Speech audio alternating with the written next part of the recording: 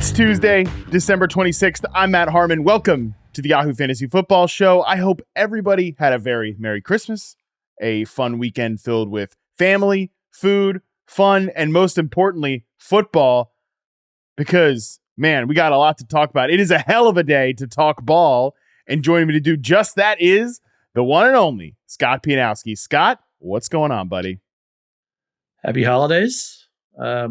Another week in the books. A fun week with all the games spread out. I felt like I got to watch more football than I normally do because we just didn't have like those crazy 9-game windows and stuff like that. And a lot of weird stuff. There were upsets at the top of the food chain. We're trying to figure out some offenses where they're headed. So there's a lot to break down. Let's get into it. Yes, let's get right into it, man. Like you said, a lot of unexpected results, a lot of crazy things happened. I think if you are listening to this podcast and you know anybody that worked in sports this weekend in football, like there was some fun time. I mean, I was writing articles, writing a recap from damn Christmas Eve party. It was an electric weekend of football. But let's start with recapping the 3 Christmas games, going in reverse order, starting with the game we just saw. Ravens 33, Niners 19. This game started out, Scott, looking like it was going to be kind of one of those weird defensive contests. I mean, Lamar Jackson was literally called for a intentional grounding, which resulted in a safety because he tripped over a ref in his own end zone. So that was the type of game we were getting in the first half. But then 17 straight points between the final drive of the first half and the first 5 minutes of the third quarter, featuring a couple of just unbelievable freak show moments by Lamar Jackson, completely changed the tenor of this game. To me, Scott, this was like the personification, the plan brought to life of the team building evolution executed by Baltimore this offseason. The same old suffocating defense now complemented by explosive and dynamic offense that features some good young pass catchers, man. It did. I thought Zay Flowers for a decent chunk of this game was the best player on the field. They didn't need to throw the ball late when they had such a big lead. Baltimore had 7 straight possessions, I think, where they scored. The first half, I actually thought San Francisco was the better team other than the turnovers. And I realized, you can't really say that. The turnovers are huge plays in the game. And Brock Purdy's MVP case probably disintegrated with the 4 picks that he threw. But Jackson was much better in the second half. And Flowers had a couple of electric plays. And you'd like to see a little bit more fantasy juice out of Baltimore. Gus Edwards is still that touchdown or bust guy. He got the touchdown today, but other than that, he only had that one reception, which he usually never gets, but he only had 31 yards rushing. Justice Hill got work, didn't do a lot with it. Flowers, likely to a lesser extent, were the only pass catchers in the Baltimore scheme that got home. But I guess really the big story to me was just how Baltimore's defense had a field day with the San Francisco offensive line. I know there were cluster injuries on that San Francisco offensive line. We saw Purdy play his worst game, take sacks, throw picks. It's just weird. The Niners did get some chunk plays early in the game and couldn't maybe get the points they should have had in the first half. But it's just so strange to watch a team like San Francisco and I've been on this bandwagon for a while. They're the best team in football. They've separated themselves from everybody. And they got their tails kicked in the second half. I thought the first half was about the turnovers. The second half, Baltimore said, no, you're not winning today. We're dominating you. Physically beat them up a little bit. And, San Francisco's a physical team too. So it's just, I think Purdy, look, he still got all the great pieces around him. He still got Kyle Shanahan. They'll fix this. They don't have to play the Ravens next week. They play somebody really bad, Washington next week, I think. So, congratulations out, which write down 50 points for the Niners right now. But it was just weird to see Baltimore play one of its worst games of the year. You give the Ravens, San Francisco play one of its worst games of the year. You give the Ravens credit, of course, but I didn't think Brock Purdy had this type of game in him, but that's football. Everybody every once in a while just shows you that you have a day, it's not your day. You make a couple of bad decisions, a couple of deflections don't go your way. Next thing you know, you're on the bench with 4 picks. Yeah. Dalton and other Purdy for MVP backers have brought up the point often that, hey, he's been doing this behind an offensive line that isn't all that great in pass protection. He's had to make more out of less from an in-pocket standpoint. He's had to go in creation mode quite a lot. And then, like you mentioned, Trent Williams goes down. Other injuries happen on that offensive line.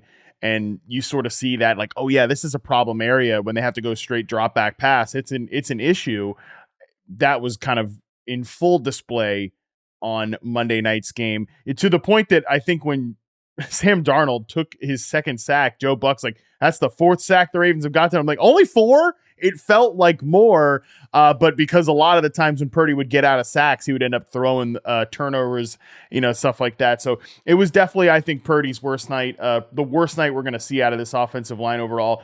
If they can get healthy on the offensive line, I have no concerns about them going forward. Purdy he was medically cleared to go back into the game, but I think it was one of those like, hey, there's no reason to put you out there when you've got this shoulder stinger. Obviously, that is something to keep in mind too. He took a brutal hit last week in that win against the Cardinals, and then obviously has to leave this game. So that's something to monitor with him going forward. If he's going to take more punishment, we got to keep an eye on this injury. I'll just close it out with Baltimore again. You're right that like you wish there was more fantasy juice, but this has been kind of the classic Baltimore Ravens offense all year. It's like, man, Lamar Jackson does some incredible stuff. There's a couple of good catches by the pass catchers. Isaiah Likely, he looks like a beast out there at times. Zay Flowers, I'm with you. They were intentional about getting the ball in his hands, but it just is kind of one of those offenses that they're not going to completely light up the scoreboard in any given week. And when their defense is playing like that, they don't have to. And also they do shuttle in their receivers. Beckham is never going to be a 100 snap play guy anymore. It's just, but Bateman is not going to be out there all the time. They had a touchdown that went to Nelson Aguilar today, which takes it off the table for other guys. And now their running game has 3 mouths to feed if Justice Hill is going to play that much. So the Ravens, probably a much better real life team than a better fantasy team at the moment. Yeah.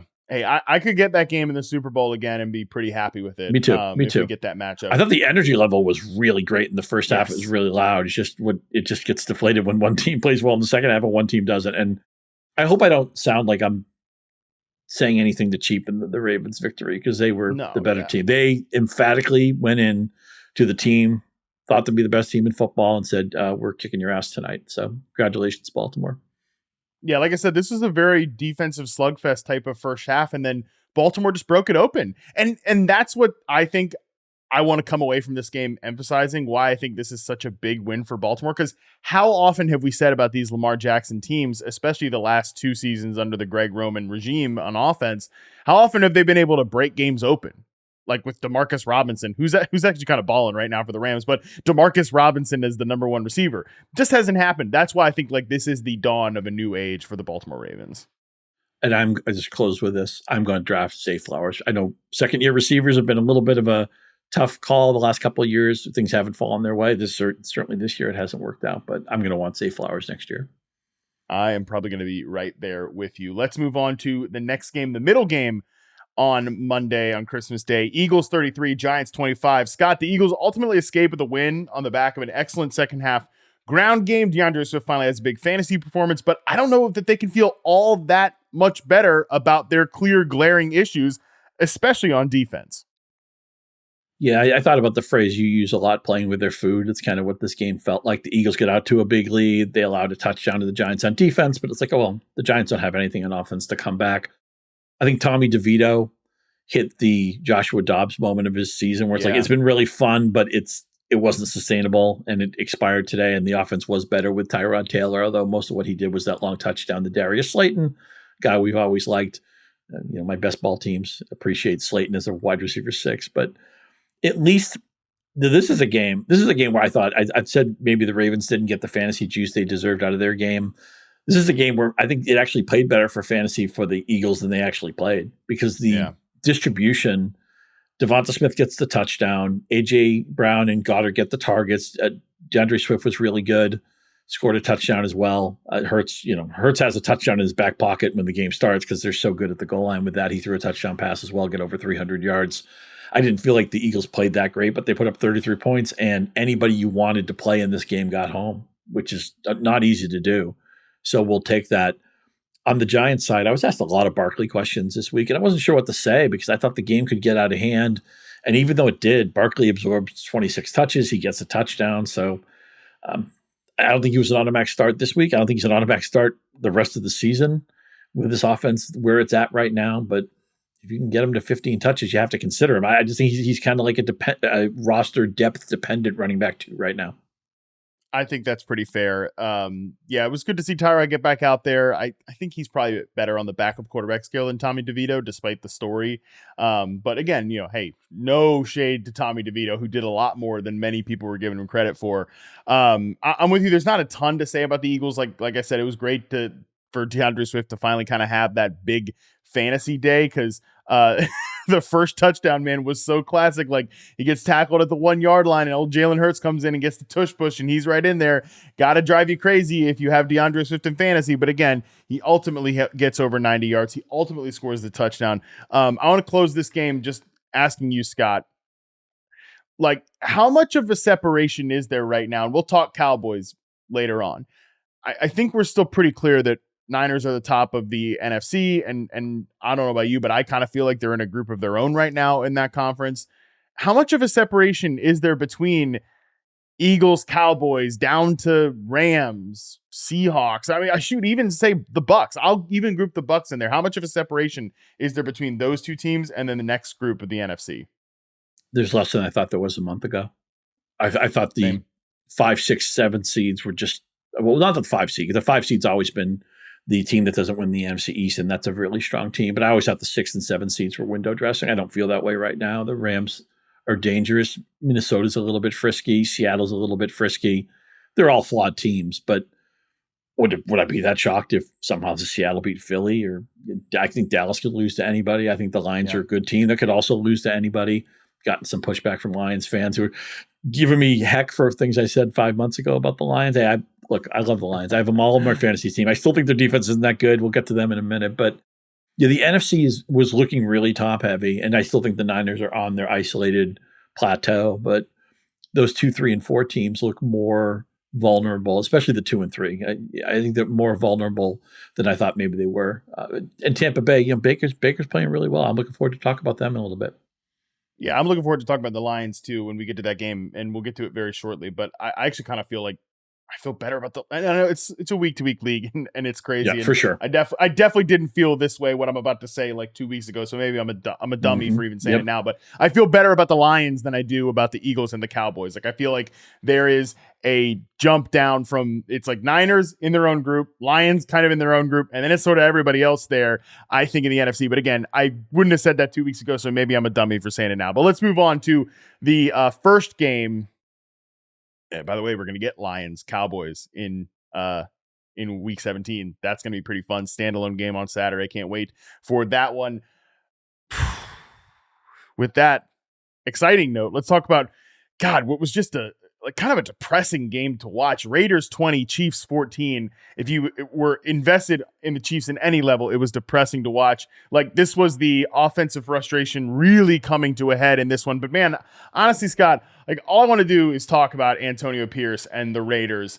I mean, this guy, the Raiders have no reason to be playing like this. They have no reason to be going into Kansas City, into Arrowhead, and upsetting the Chiefs in week 16. Their interim head coach, full on in tears after the game in the post game interview on damn Christmas morning or afternoon, whatever.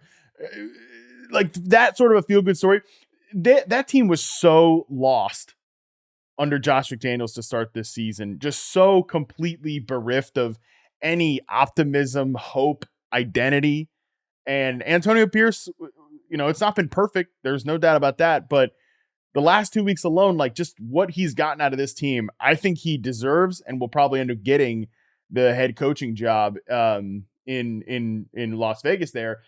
He's hugging Steve Spagnuolo after the game, Chiefs defensive coordinator, his defensive coordinator when he won a Super Bowl with the Giants. I mean, what a cool story, I think, for Antonio Pierce. And I think it's more than a cool story. I think he's really gotten, he's shown what we want out of a head coach, like getting the best out of a roster that was in really, really bad shape when they fired Josh McDaniels. Totally agree. They have a personality now. They have an identity. They play awfully hard. 4-3 since Pierce took over, and a couple of their losses, some of their lost that 3-0 game to the Vikings, kind of an ugly game, but they had a competitive game with the Chiefs in the first meeting. They only lost 20-13 to Miami, who is obviously a very good team, and some of their wins have been dominant. They beat the Giants, beat the snot out of them. They beat the Chargers, obviously, what they did to them last week. In this game, I mean, 2014, it was such a weird game because the Raiders got control of the game and they didn't need to do anything. They basically took the air out of the passing game. O'Connell only throws 21 passes. He throws for 62 yards. We didn't complete a pass in 3 different quarters. I think that was the little nugget in this game. But the Raiders defense is decent. And as I said, they're so competitive and they're physical. And, Max Crosby is a perfect guy at the front of that unit, but a lot of guys are playing well right now. And I feel like we say this every week, but this Kansas City receiver room, Rashee Rice has been promoted. And it gets to the point today that his receiving prop is actually higher than Kelsey's, which tells you where the Chiefs offense is right now. And Rice got the 12 targets, 6 for 57 is disappointing, but Rashee Rice, we've been in on Rice. When he was under roster, we said pick him up. When he was under starter, we said start him. Everybody's there on Rice now, but he's a good player. He's not a special player. Kelsey looks every bit the 34-year-old that he is. This receiver room needs, I say a fresh coat of paint. I might knock down a wall. They need to fix things, and it's the type of stuff you can't fix now. It's not like all of a sudden it's going to be, oh, okay, we figured out what to do with Tony, or we figured out the Richie James plays, or we figured out how to use Justin Watt. None of that's going to work. These are all tertiary players at best. Some of these guys won't even, I don't think Tony dressed this week. They can't fix this. And it's hard to watch. I'm a fan of Patrick Mahomes because if you like football, you're a fan of Patrick Mahomes. It's frustrating for me to watch him have to deal. And people may say, boo-hoo, he's been to the Super Bowl a bunch of times. They win the division every year. They'll probably still win it this year, even with this late hiccup. But I think a lot of people think, like this game, a lot of people are probably like during the game, oh, okay, I got to go live bet Kansas City, or Kansas City will come back. Mahomes will figure something out. I'm at a point, I'm not there, man. When the Packers beat them a few weeks ago, I'm like, they're not coming back. And I just think they're just another team that's going to go 10-7. And I don't think they can beat 3 good teams in the playoffs. I think they could beat anybody. Why? I give them a chance to beat Baltimore, a chance to beat Miami, a chance to beat Buffalo. I don't think they can beat 2 of those teams and then beat the NFC team. I think the Chiefs' chances of winning a championship this year are essentially nil. Yeah. When Clyde Edwards-Helaire took a 32-yard, I think it was a screen pass, and got him down near the goal line, I did live bet the Chiefs plus 5.5 because that's where the line was. And I was like, oh yeah, plus 5.5 on the Chiefs. I'm in on that. But I'm with you, Scott, that they ran 74 plays in this game. 74 plays. And it felt like it, man. Everything felt hard for this offense. Like, they can't even do basic stuff. Like, when they're trying to run motion, they're trying to get guys set. There's like nothing there. And it honestly is a point where, like, what are they coaching in that receiver room? I really am starting to wonder, just from even beyond the player standpoint, like, what is going on there? Obviously now it's like Sky Moore's on IR. As you mentioned, Kadarius Toney didn't dress in this game because he's got an injury. And it's just like, who cares? Like you said, Rashee Rice, we have been saying this all season on this show, that, like you said it perfectly, he's a good player, but he is not a true dynamic number one that you should really be giving 12 targets to. Like, he's not that advanced in terms of his skill set. He's only still doing a handful of things really well. I think the fantasy breakout sort of kind of covered up that from like a real life football perspective. And like, I think Mahomes straight up played poorly in this game. Now, there are a lot of times where he is scrambling and, he is just waiting for guys to come open. And like, freaking MVS has been on this team for 2 years now. And like, he just can't get open. He's never been a guy that could get open. Zero catches today. And, he can't get open on these scramble drills. It's a mess. So I'm with you, man. My faith in Kansas City turning it around, because they have Patrick Mahomes, because they have Andy Reid. Well, they had both those guys today, and they got waxed by the Raiders, who did score 2 defensive touchdowns in 7 seconds. But regardless, like, that's not surprising when you play this version of Kansas City. The median for Mahomes' YPA this year is under 7.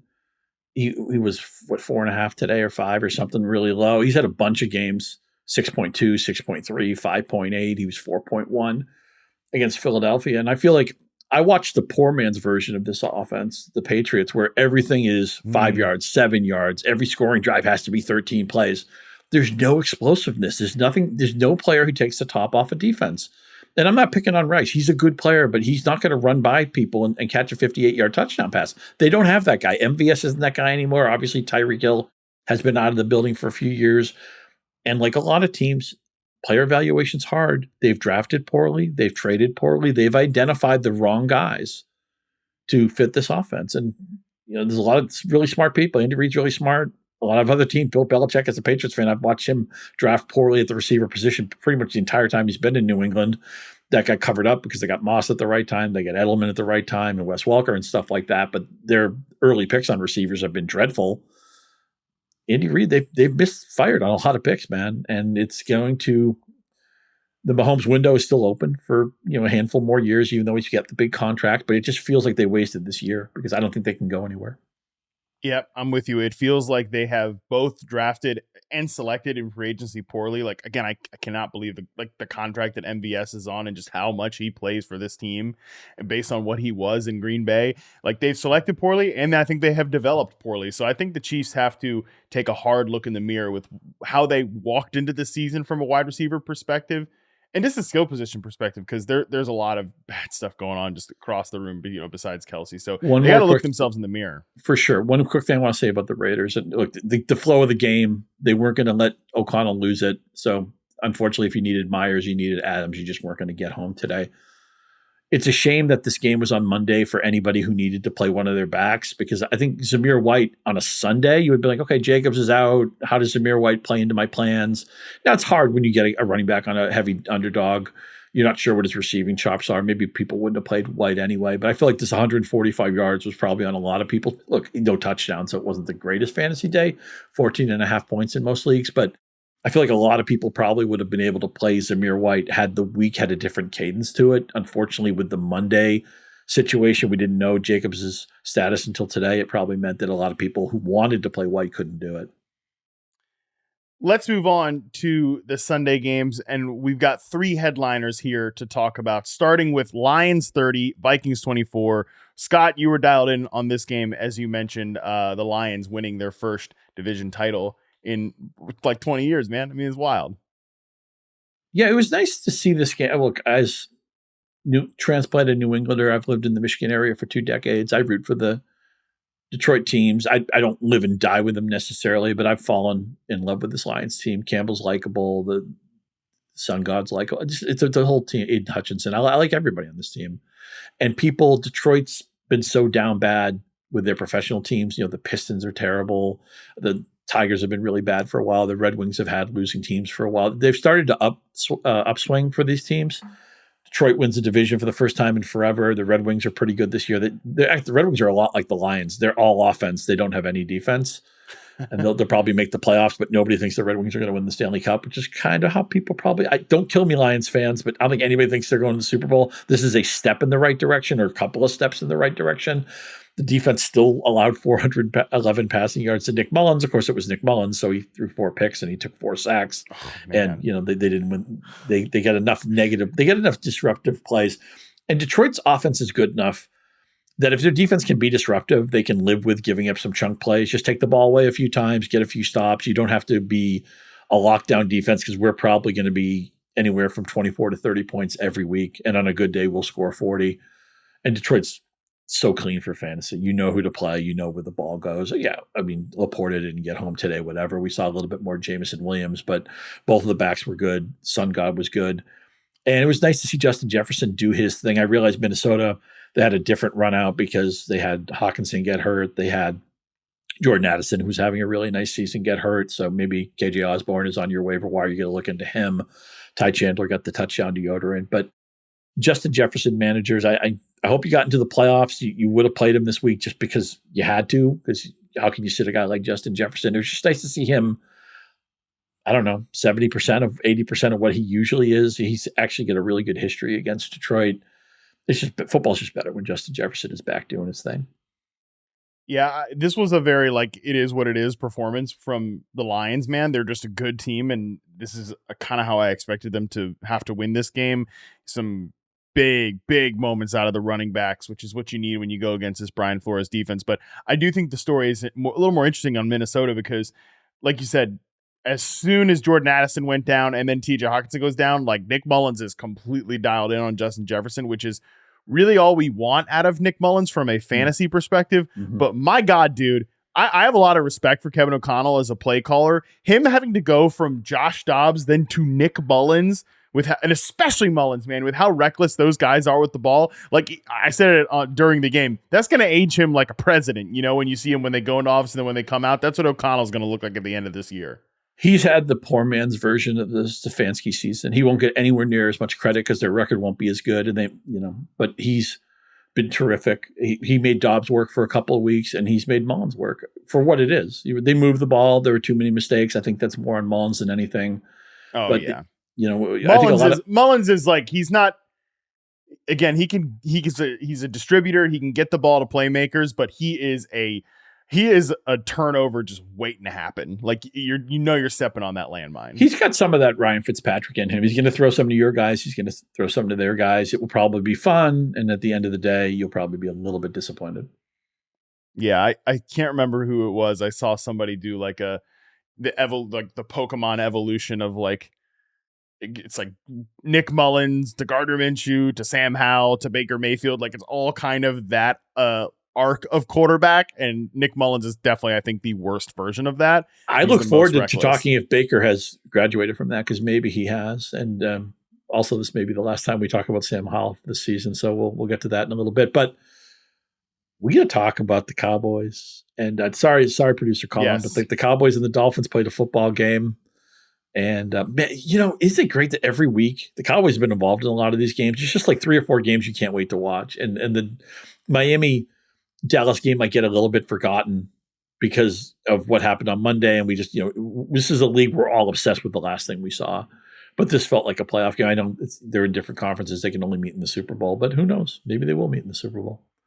Yeah, Dolphins 22, Cowboys 20. This was not the offensive shootout fantasy glory environment that I think a lot of people were hoping, because to me, Scott, the best unit in this game was Miami's defense. Mm-hmm. Like outside of that final drive, the offense in Miami, they never just like slammed the door shut. They did at the final drive. They finally kind of just ran the ball up the gut, which is the what you want to do. I mean, Jeff Wilson ended up being the guy to kind of close out that final drive with a couple of clutch throws from Tua in there. Tyreek Hill doing his thing. But yeah, man, I just continue to be so impressed with that Miami defense and the turnaround that they had when Jalen Ramsey got in the mix. I had 2 takeaways from this game. One, Dallas needs a second pitch. CeeDee Lamb's been terrific. Pollard's had a disappointing season. I know Cooks had the really nice touchdown catch, and it was a beautiful Dak throw. But so sorry to interrupt in the middle of you, but that Tony Pollard like goal line sequence where he does not score the touchdown, that was I saw the Underdog fantasy account tweet out like Tony Pollard's season in one picture, and it was so true. I will not be surprised if at the end of the season we hear that something was bothering him that wasn't disclosed or was understated or whatever. That he was such an explosive player in the first few years of his career, and the setup just seemed okay. Finally, they're moving on from Dak. We thought Dallas would never do it. They love Dak. Moving on from Zeke, they're moving on from Zeke. They're giving the ball to Tony Pollard. Here we go, going to the moon. Let's get the workload where it should be. And I think they've actually been. It hasn't been they steered away from him. They haven't given him ridiculous work, but I don't think Pollard's merited more work than he's gotten. Yeah. And I just don't see the explosiveness. And maybe it's just running backs. The window's closed quicker than we think, or maybe he is dealing with an injury. Maybe I haven't looked at Dallas's line from a technical standpoint. Maybe the offensive line run block. We always think of Dallas as having a great offensive line. I know they've had some cluster injuries at times on that line. Maybe the blocking hasn't been quite as good, but it's just, this is not the Tony Pollard we all fell in love with. So I think Dallas needs, for them to be a threat. It's a shame Amari Cooper isn't still here, although we'll get to him in a second. He's been a pretty fun player. But Dallas, if they're going to go deep, Lamb's terrific. They need a second guy to step up. I don't know if Cook still has it this late in his career. I don't know if maybe Pollard finds his footing. I do like Jake Ferguson, but I don't think Jake Ferguson's somebody who's going to I don't think he has like that George Kittle gear or that Kelsey gear or even that David Njoku gear. I just don't think Ferguson's that type of player. So I want to see what that second pitch becomes for Dallas. On the Miami side, Devin Achane, he's become a really frustrating fantasy player because he has the 3 monster games. He's running back 1 in the Denver blowout. He's running back 4 the next 2 weeks. Then he gets hurt. Then you can't play him. Maybe you can't play him the first game, but maybe some people did. He hardly played. Running back 68. Why was he even active? Then he sits a week. And then everybody's afraid to play him. And he has that game where he gets all those late touches against Washington. He has that drive to himself when they're blowing Washington out, and he's running back 6. So then he's like, okay, I got to play Achane no matter what the rest of the way. I'm petrified he's going to go off on my bench again. People mad at me because I told him not to play Achane. I don't know how you could. And since then, he's running back 31, running back 30, running back 40. And you're just hoping he hits a home run. He's getting like 8, 10, 12 touches a game. I don't know where that usage came in the Washington game. It just seemed really strange that they would use him that way. But he became somebody who you felt when he was active, you had to play him. And his last 5 games, he's only given you one. He gave you one great game, but he gave you 4 games that disappointed you. And I don't know what to tell people. He's playing Baltimore next week. I'm probably going to tell everybody to bench Achane, and this will be the week he breaks off a 65-yard touchdown. But he's become, because that flash he showed in the early part of the season was so good, he became a validated fantasy player when he came back, and he hasn't been the same guy. Yeah. And again, I think that this offense has not declined, but I mean, because Raheem Mostert's still scoring touchdowns like crazy. He's been one of the best picks you can make in fantasy. And Tyreek Hill, he catches 9 balls for over 90 yards, no big deal. But there has not been required situations for Miami to just like throw the ball all over the yard and put points on the board. Because again, this defense is very, very good. And I think that has taken a little bit of shine off the Achane stuff, has taken a little bit of shine just off of like Tua's overall end of game numbers, even though I still feel really good about that offense. Again, generally, I think they're going into the playoffs this year as a very, very good team that I think could potentially go the distance. And again, it comes back to that defense. Without their best pass rusher, they made Dak's life hell in this game. And I think he was pretty good in terms of sack avoidance. I thought his pocket presence, like he gets criticized for that stuff sometimes, but I thought overall this was a pretty good showing for him. Like, again, he had to really kind of pull teeth just to get anything out of this game. But that offensive line is a concern, like you mentioned, from a run blocking perspective, but really from a pass pro perspective. Like Tyron Smith not being out there, it's just so crippling. And Zach Martin not being 100%, it's a problem. And the second pitch stuff, you're right to mention that, but you can't get to a second pitch when this offense is so predicated on timing and rhythm. And even if these guys can get open, when like Dak wants to hit the top of his drop and get the ball out, and you can't do that when there's guys in your face. All well said. I want to say one more thing about Miami. If I had told you after they beat the snot out of Denver, that 70-20 game, that Miami would be in the hunt for the number 1 seed at the end of the season, Tua would not get hurt, and they would only have 2 clear wins for fantasy. One would be Tyreek Hill, one would be Raheem Mostert. Waddle would be a frustrating player, and Achane would be a frustrating player.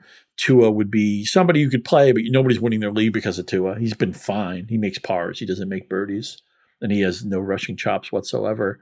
I just didn't think that was possible. Mike McDaniel's offense with a healthy Tua, with a healthy Tyreek Hill, of course they're going to be one of the 3 or 4 best fantasy offenses. Right now, I feel like there's 2 automatic plays there. I get asked about Tua every week. I get asked about Waddle now. I get asked about Achane every week, and I really don't know what to tell people.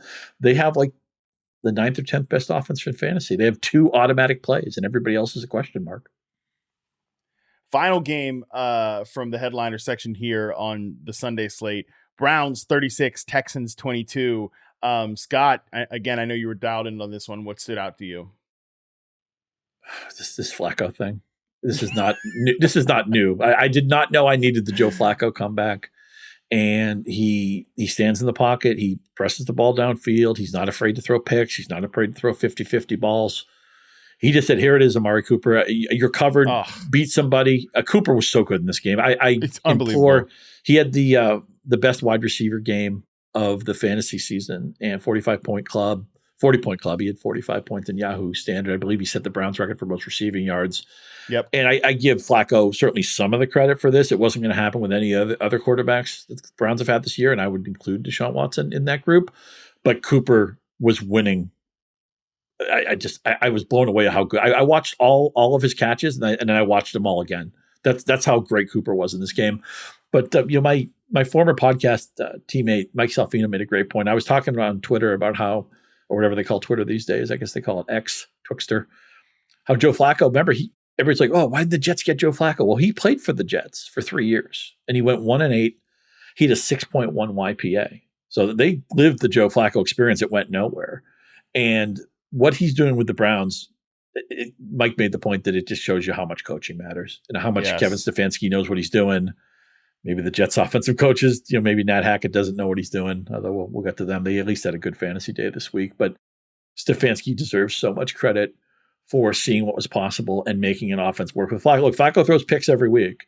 And there's going to be some week where he's going to have a pumpkin game. Maybe it comes in the playoffs. Maybe it comes next week. I don't know, where he's going to throw for 155 yards and throw 3 picks. And people are going, aha, it's Joe Flacco. He's a million years old. He's just off the couch. But he's just what Amari Cooper needed. And David Njoku, first-round pick. He had a great second year. He's been kind of a fantasy disappointment. I think he might have snuck into the tight end one discussion last year, like the top 12 guys, but barely so.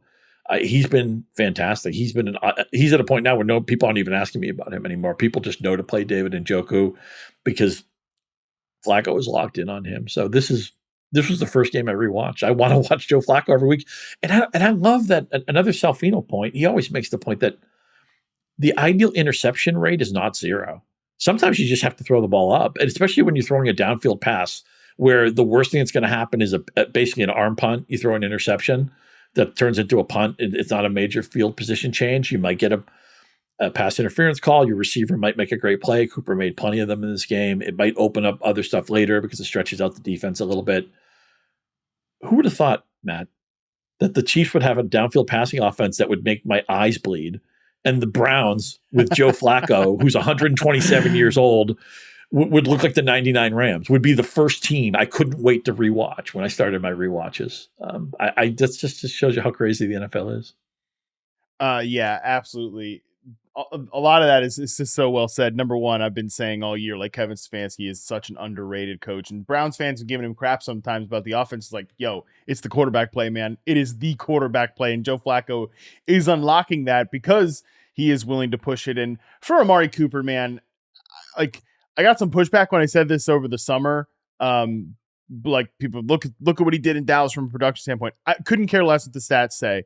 Amari Cooper is playing the best football of his career in a Cleveland Browns uniform. It was true last year, and now, like, the stats back it up with what he did this year with substandard quarterback play until Joe Flacco got in there. And again, Flacco's a very volatile guy, but I just think it's pretty cool for Amari Cooper, who was, traded for pennies, obviously, by the Cowboys. There was more to it than on-field stuff, but it was a big on-field mistake because he's been incredible for the Browns.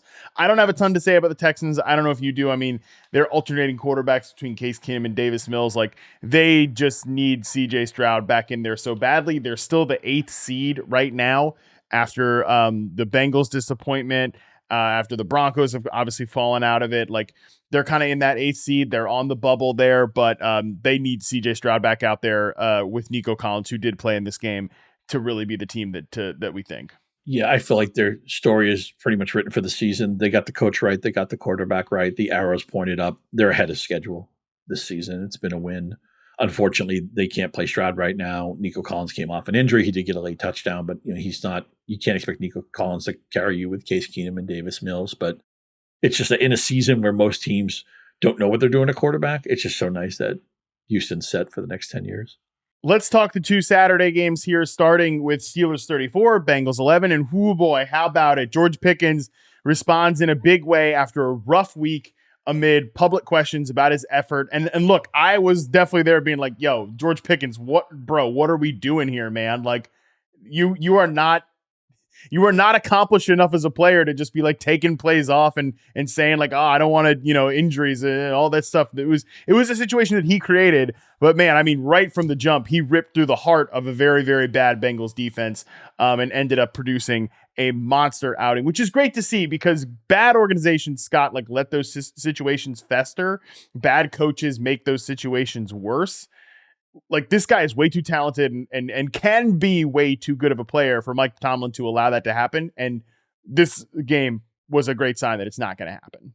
Yeah, I mean, I got to own it too. I was certainly critical of Pickens. I was talking to our colleague Frank Schwab and say, look, you can take plays off if you're Randy Moss. You can be a pain in the neck if you're Barry Bonds or somebody. George Pickens has not earned the right to be that kind of a diva. He needs to block. He needs to try to make a tackle after an interception. His compete level against the Colts was not acceptable. And I have friends who are Georgia fans who live and die with every snap at UGA. And they said, Pickens had that same rep at Georgia. He wanted to coast on his talent, didn't bring it snap to snap.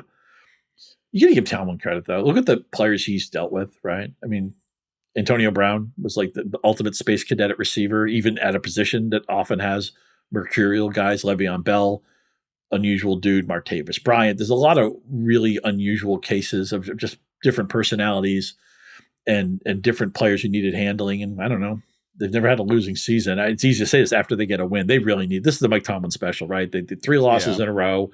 They're underdogs at home to Jake Browning and the Bengals. And I realized Browning had played pretty well coming in. Browning did get some great garbage. He didn't play well in the first half of this game, but he got you home in the second half. At least he got the ball to T. Higgins, which we liked. But I know there's a lot of talk about, is it time for the Steelers? And we'll see what happens with Pittsburgh the next 2 weeks. Is it time? Just coaches aren't meant to be in a place forever.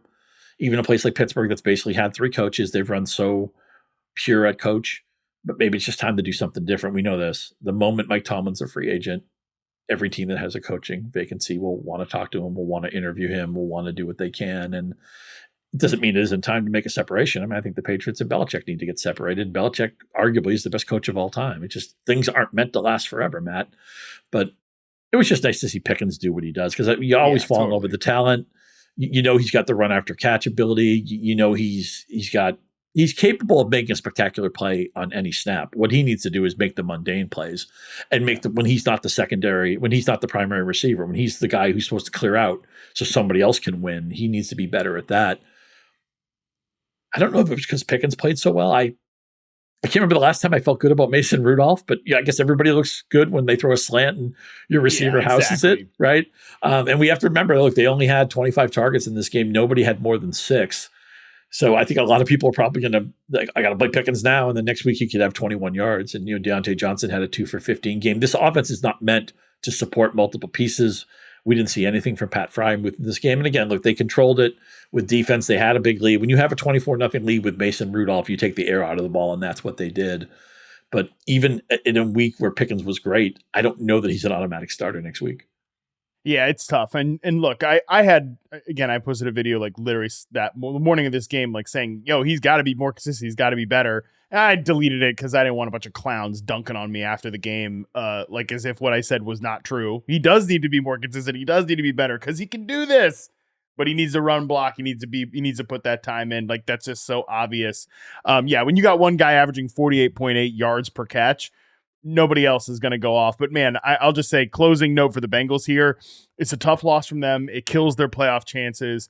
And, a lot of talk is going to be about, Jake Browning turning back into a pumpkin. But what this game was about was a bad defense that's been bad all year long. They're 31st in success rate allowed. They're bottom 5 in EPA per play allowed. That is a unit that's going to need some attention in the offseason, despite the fact that the offense is usually the more pressing thing for the Bengals every year. And they'll have to talk Jamar Chase extension, all kinds of stuff. They got to put some effort into that defense. Let's talk the other Saturday game before we wrap it up with a little rapid fire on the rest of the Sunday games. Bills 24, Chargers 22. I mean, look, Josh Allen said it best. I'm paraphrasing a little bit here, but he said it doesn't matter how it gets done as long as they get the win at this stage. I know there's going to be some fantasy complaints about Diggs. There's going to be fantasy complaints about James Cook, but the Bills ultimately get the win. And as of now, they are the 6th seed in the AFC playoff race. Yeah, I want them in the playoffs. I still think they can trade haymakers with anybody in the AFC, but Matt, what's going on with Diggs here? I know receiver is a variance position, but I'll give you his weekly finishes the last 6 weeks. Wide receiver 55, 60, 12, 66, 47, and 64. Ironically, this is the game I can probably excuse the most, because how could the Bills be expected to play their best game after they saw what the Chargers put on tape the previous week? They know they have the Miami game sitting in week 18, a divisional game against the Patriots. Belichick, who beat them the last time they played in week 17. They think, okay, we just show up in LA, we check our bags, and we win a game easily. They didn't play their best. The NFL, you're not expected to be at your best for 18 weeks. It's just not realistic. But I'm going to be asked start-sit questions with Diggs this week, and he's playing a Patriots defense that's good. They've generally, I think, defended him reasonably well. I think it's possible, like the Puka Nacua team might not have to play Diggs this week. I think it's at least a conversation. I'm with you, man. I think it's interesting because he was clutch, like at the end of the game, and Allen even pointed out, like, oh man, Gabe Davis had a big game. Steph Diggs turns up big on third down on the final drive. But yeah, he's just not like the central part of the game plan, which shows they have other options. Like we talked about Dallas, they have other pitches, but his lack of involvement is at a very alarmingly low point. I'm definitely going to go in and do some charting for him this week to see what's up, because it's been too long now for him to just go completely quiet like this. I don't think he's going to win, but I think Josh Allen might be the most valuable player in the league. But of course, if they don't 100%. Win the division, he'll never get it. And props to the Chargers for showing up in this game, making it competitive. Yeah. They're professionals. And we know Austin Eckler's played hurt most of the year, but he had a respectable game. He played a clean game, no turnovers. I thought the Buffalo defense was one of the best plays of the week, and they didn't come through, which it just shows you the league, how much of it is a zigzag, emotional ebb and flow league. Yeah, they got that interim coach bump. Coach Giff was out there, with some fire in this game. So look, the Chargers are playing out the string. It is what it is. Everybody knows that. I am interested to see how Eckler finishes here, because obviously with what he said on Eckler's Edge, like he's open to moving on from football, but he's also open to coming, and play. He knows he can play another year. It's just got to be the right opportunity. I think he's in control of that opportunity with how he finishes the rest of the year and what's been a disappointing season. So that's going to be important to watch down the stretch. Let's finish up here with the rest of the games from Sunday. Get back to those ones. We can be definitely a little brief on these ones, Scott. Starting, though, with Bucs 30, Jaguars 12. You mentioned Baker Mayfield earlier. Has he graduated out of that quarterback club that we talked about, the Nick Mullins, Gardner Minshew, the top of that tier? But it was nice to see the Bucs continue to march towards what I'm now calling a deserved playoff push. But, man, this really feels like the clock is getting close to striking midnight for Jacksonville. They avoid disaster. They're still the fourth seed in the AFC playoff race right now, because the Colts also lost and the Texans also lost. But man, this is about as bad as the vibes could possibly be in Jacksonville after this loss. Maybe the AFC South is more down bad at the moment than the NFC South, although like the Stroud injury and the Richardson injury is a big part of that. The Bucs are really simple. They're just a little bit of the poor man's Lions, where Mayfield isn't great, but he's good enough, and the concentration is so tight. So you play White every week, you get a ton of touches. You play Evans every week, he scores the touchdowns. You play Godwin every week, he gets the targets, and you need PPR component, but they're all fine. And then maybe you can talk yourself into ancillary guys, but it's really those are the guys, and they do it every week. They're incredibly consistent. And consistency is great in fantasy. I can't remember the last time people were like, oh, Rachaad White killed me. It feels like every week he's like running back 7. Even when he doesn't play that well, he still gets a touchdown. He still gets 6 catches. So his usage he's just pushed everybody else out of the way. Lawrence isn't playing healthy right now. We saw he's not as 100% anywhere close to it. No. ETN was living on touchdown deodorant. I think it was James Coe who made the point that, maybe it was Adam Ronis. I'm not sure who it was. Levitan. Pick any really smart fantasy analyst who's not Matt Harmon and who said it. Maybe it was Andy Behrens. But that ETN and Pollard were having the same year, except that ETN had the touchdown deodorant and Pollard didn't. And now all of a sudden, Travis Etienne doesn't smell as good these days because he's got 2 touchdowns in his last 7 games. At least if you needed pass catchers here, Engram gets the 10 catches. Ridley, it came late, but he got a couple of touchdowns, one of them from C.J. Beathard. But I don't know, man. I thought Trevor Lawrence was going to be at least a star. I thought he at least was going to be like in that kind of Burrow tier where he could be mentioned as one of the, up and coming best quarterbacks, maybe in the right year be an MVP candidate. And it's not like Trevor Lawrence stinks. And I know a lot of things haven't fallen right for Jacksonville, but I'm starting to wonder if maybe he's just a good player and not a great transcendent player.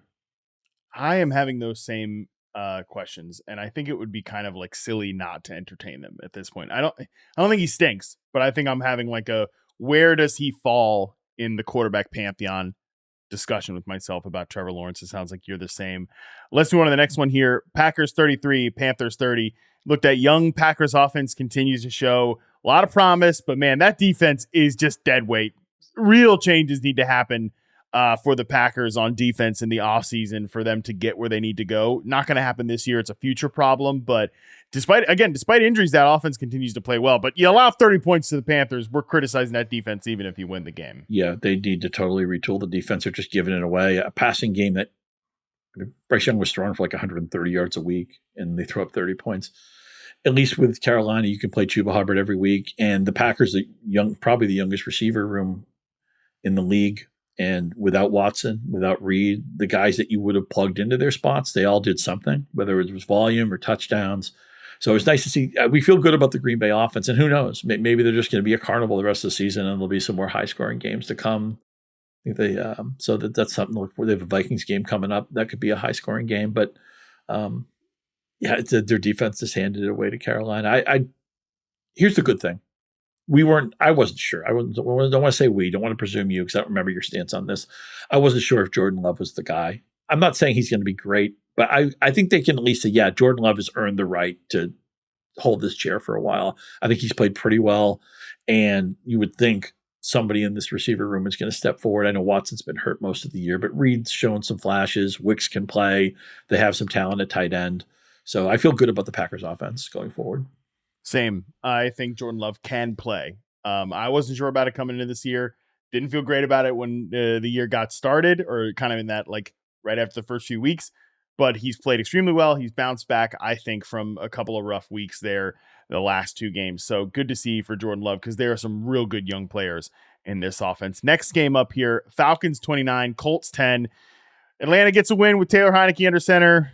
Whoop-de-doo. Bijan Robinson goes off in the consolation bracket matchups. But, Scott, I come out of this game kind of wondering if we're in the middle of the Gardner Minshew stubs his toe moment that I've been afraid of for, honestly, what feels like months.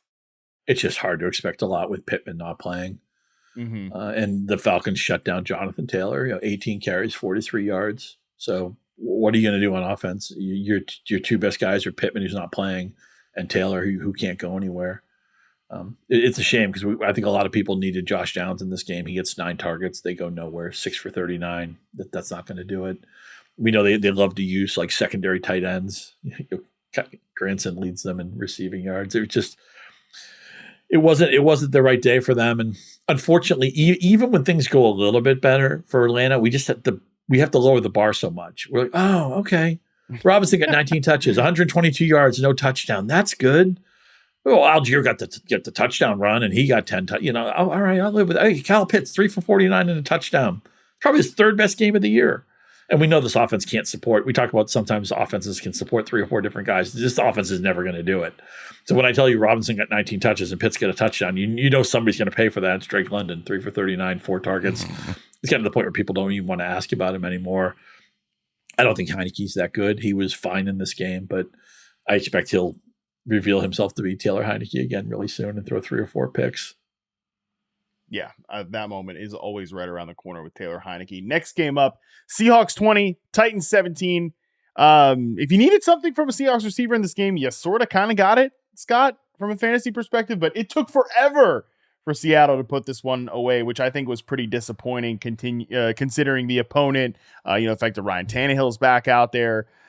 It's a win, but it's like an uneasy win for Seattle, who is officially back in the NFC playoff bracket if the season ended today. Yeah, it's interesting you say that because the usage was concentrated. So Lockett and JSN were PPR fine, and Metcalf got the touchdown, which bailed him out. But I was thinking as I was looking over this game, I was thinking, I wish somebody would have tapped me on the shoulder before the season, said, look, I'm from the future. I'll just tell you, don't draft any Seahawks. You will be glad at the end of the season because that's how I feel right now. I know Walker ran bad with the offensive line getting hurt. Then he got hurt. Smith has come back to earth. Metcalf and Lockett always feel too good to bench, but I'm never surprised when they do nothing. JSN is dipping his toe in, but he doesn't get – I know he had the great game-winning catch against Philadelphia, which he really did nothing in that game until that touchdown, but it was a real signature play and a fun play that we shared on social media. But he's not quite involved enough that you can play him with any confidence. I think if you're in your fantasy finals, you probably have better receivers. They play hard. They're well coached, but I think they're just a average to maybe even slightly below average offense right now for fantasy, even though they have a bunch of big name players. I remember Sal Iacono talked about a team being fantasy phony sometimes where they had more name value juice, but then it's like, where's the production really coming from? I think there might be a little bit of fantasy phoniness with the Seahawks. I love that. And it just feels like meat on the bone. Every single week, it feels like meat on the bone with these Seattle Seahawks. And it's just not a lot to say about the Titans. Again, Ryan Tannehill being back there. Like Derrick Henry has a massive fantasy game for you if you I were knew able to Chig could him. play. He's disappointed you. You've cut him, but I knew Chig Okonkwo could play. Not for 6 for 63 and a touchdown is parade worthy, but I just feel good when he plays well because I know he's a good football player. Next game up, Jets 30, Commanders 28. The Jets mounted a huge lead early. Breece Hall, you want to talk league winner. Breece Hall was awesome for fantasy managers that made it. I had him actually, classic fantasy problem that nobody cares about, Scott. I had him on 2 teams that were in semifinals. I was going against him in another, so it was like, oh gosh, I can't win with this whole Breece Hall thing. But he was incredible in this game. Garrett Wilson got it done. But they almost fumbled this game away, did the New York Jets, late as Jacoby Brissett entered the game for the second straight week to ignite the Commanders' offense, and brought this one pretty close towards the end. Yeah, Howell was so bad in this game. Nightmare. And Brissett was, it's hard to know what to take from relief appearances. He's been really good in relief the last 2 weeks. I think just to keep the respect of the locker room, you almost have to play Brissett next week, but they're playing Washington. They're playing San Francisco. So that's just going to get bad no matter what. I don't know if there's any right answers in Washington. And it's sad because we like the receiver talent. We've been through that a million times. Here's the thing with the Jets, really simple. Trevor Siemian didn't play well, 4.4 yards per attempt, but 31 targets for Hall and Wilson. Hall gets 20 touches, 20 carries and 32 touches, which is just ridiculous. And I feel bad. I know some people ask me Breece Hall questions. Now, you had good teams. I wasn't, I thought they would lean into him to some degree. I thought that meant 15, 18, 20 touches. I don't know anybody could expect 32 touches and 12 catches, but this is all we want teams to do. If you have talent that is so far removed from the other talent on your roster, just prioritize that talent. The Jets did it, and you got 2 guys home for fantasy. It's sad that Garrett Wilson, 9 for 76 is a good day for him. We know he's never going to catch a touchdown from these quarterbacks, but you'll take that from Garrett Wilson because you've bumped down your expectations. But at least the Jets did what we did. Prioritize your best players. Dalvin Cook didn't record a target or a carry in this game. Israel Abanikanda, 9 carries, 43 yards, something to keep an eye on for the future. He's an explosive guy. And Breece Hall, man, he is so explosive. So, I think the Jets are obviously in evaluation mode. And Garrett Wilson even limped off at one point in this game. And I was like, dude, if Garrett Wilson gets hurt in this Jets season in week 16, I'm going to lose it. It wasn't a serious injury, which is good to see because he did get out there to catch 9 passes for 76 yards. Final couple games here, starting with Bears 27, Cardinals 16. Another moment of dynamism for Justin Fields, who had a few quotes prior to this game, Scott, that at least to me hinted that he knows his time in Chicago is coming to a close. Yeah, I think the Bears are going to trade him for. I've seen some pie in the sky ideas of what they're going to get for Justin Fields. I think they'll get a decent return for him. I don't think people are going to back up the truck for Justin Fields, but he has a chance. He needs to start over. He needs a reboot, but I think he could be a decent quarterback in this league. I thought maybe we'd see more Rashawn Johnson. It was the Khalil Herbert show. It just, man, I played whack-a-mole with this backfield and gotten it wrong a bunch of times. I was a week late on Foreman. I've trusted Johnson the wrong weeks. I thought he was a sleeper play this week, and it's not that he was terrible. I mean, he got 12 touches, but he didn't do a lot with them, and Herbert ended up being the right answer. I don't know what to think of Kyler Murray. He comes into the season late. He's not maybe the same runner. He's athletic, but he's not. He was always the fastest guy in the field early in his career. I just don't feel like maybe he's quite that guy. Maybe his confidence isn't there. Look at the receivers he's throwing to, right? He doesn't have the right pieces out there other than Trey McBride, and he was well contained here. But I don't think I can draft Kyler Murray even as that second quarterback with upside next year. I think I'm just going to let somebody else draft him. Yeah, I think I'm if he gets Marvin Harrison Jr., maybe my tone changes. All right, yeah, anybody gets Marvin Harrison Jr., I will reevaluate, of course. And that may happen because they're going to have the spot that would make sense for him. Final game, and what a game it was, Scott. Patriots 26, Broncos 23, the Christmas Eve nightcap. What do you got on this one, buddy? I love how the NFL Network called this the Holiday Classic, and I was watching the game with my girlfriend. I'm like, oh, you always get a great game in the holiday. This was a very entertaining, kind of bad football game. With the Patriots have the worst kicker in the league, or one of the worst kickers in the league in Ryland, but he makes the long kick to win it. Crazy. Say this. Bailey Zappi gives Demario Douglas and Devontae Parker a chance if you're in a deep league. I gave out Hunter Henry as a sleeper. He obviously didn't play, but Mike Gesicki, I think he was 5-1 to score a touchdown. He did get that touchdown because the Broncos will escort any tight end into the end zone, even the Mike Gesickis of the world. It's hard to watch Russell Wilson, man. I know this game was competitive and everything. I don't know. I'm out on Judy. No matter, Judy would have to like go to the Chiefs or something for me to be in on Jerry Judy next year. A quarterback who can elevate him. It's not Russell Wilson. I think Sean Payton's has made the best of a bad situation with Wilson. And the fact that they even got to 7-8 is a miracle. That they should beat the Patriots. They didn't, but yeah, I will not miss the Broncos with this. And it stinks that Cortland Sutton got hurt early in this game because he's been really the one guy who's outkicked his coverage on this offense has been Sutton. He had that touchdown run, and because he's so good in space, I think he deserved. People who said, "Oh, it's unrealistic for him to keep scoring touchdowns." Well, I don't think it is because one, he's great in tight areas and boundaries, and two, they throw all the red zone work to him anyway. So it sucked to see him get hurt early in this game, but. Sometimes you get to watch, a bad movie. You watch like Roadhouse. You're not expecting it to be Citizen Kane. That's how I felt about this game. I didn't expect it to be great football, but it did entertain me for 3 hours. So there was that. Yeah, I definitely come away from this game thinking a lot of the same stuff I've thought about the Broncos heading into the year, where not sure how many of these players are really part of Sean Payton's long-term plan. I think whatever he envisions for this franchise, I don't think a lot of it is what we got this year, other than, they want to be tough, physical, that type of stuff. But tough physical teams don't lose to the Patriots in that fashion in week 16 late in the season. Also, hang in there to anybody who lost to Ezekiel Elliott, who had 12 for 27 on the ground, 9 for 33 through the air. He catches a touchdown. So this is why Behrens hates PPR, because he had like 12, 18. He has like 20, 21 points in PPR formats and never really played well the whole game. Beautiful stuff from the PPR players there. Well, buddy, that is going to do it. A hell of a show. Appreciate you, man, sticking in here late.